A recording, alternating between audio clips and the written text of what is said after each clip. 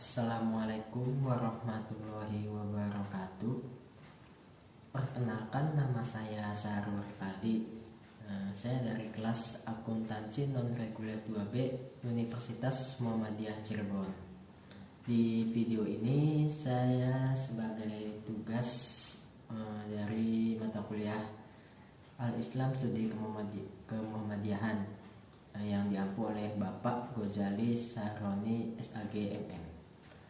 Di video ini saya ingin menjelaskan mengenai prinsip di dalam pendirian Muhammadiyah.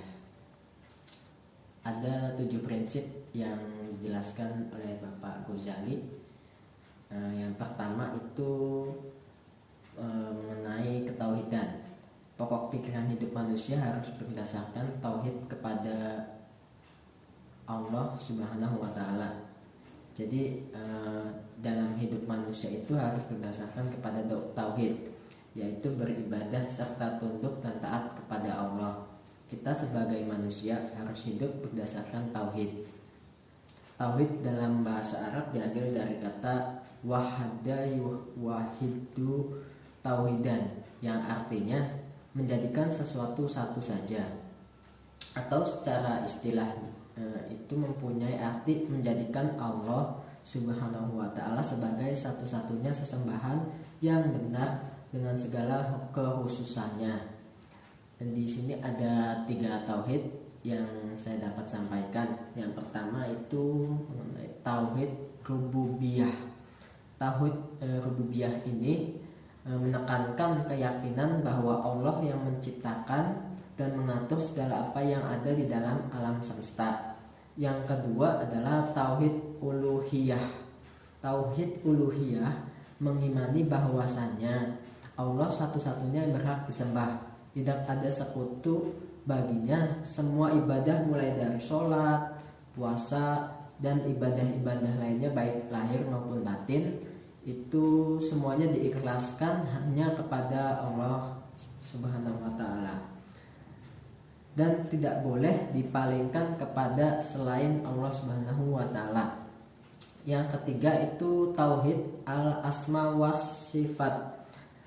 Di tauhid ini ya artinya mengimani bahwa semua yang tertera dalam Al-Quran dan hadis yang sahih dari nama-nama dan sifat-sifat Allah serta menetapkannya hanya kepada Allah saja.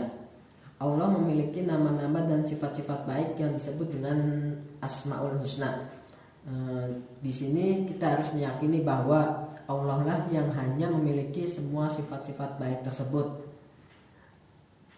Dari ketiga istilah tauhid yang sudah saya sebutkan, bahwa kita sebagai makhluk Allah, sebagai ciptaan Allah, wajib mengimani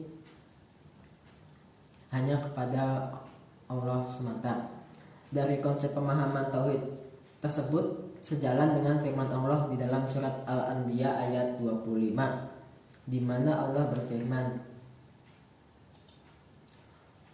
"Wa ma arsalna min qablika mir rasulin illa nuhi ilaihi annahu la ilaha illa ana fa'budun."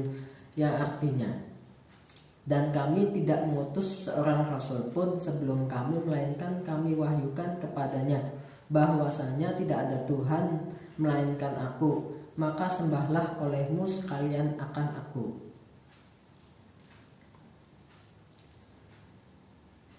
Dari surat yang sudah saya jelaskan tadi memberikan satu gambaran bahwasanya Rasulullah Muhammad Shallallahu Alaihi Wasallam sebagai utusan Allah yang memberitahukan kepada kita semua sebagai manusia, yaitu diperintahkan kita untuk tunduk dan taat kepada Allah.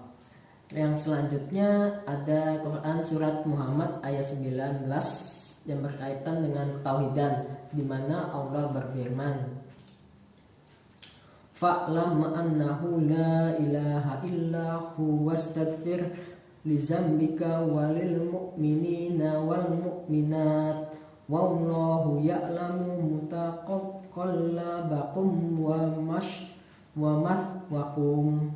Ya artinya, Maka ketahuilah bahwa sesungguhnya tidak ada Tuhan selain Allah, dan mohonlah ampunan bagi dosamu dan bagi dosa orang-orang mukmin, laki-laki dan perempuan. Dan Allah mengetahui tempat kamu berusaha dan tempat kamu tinggal.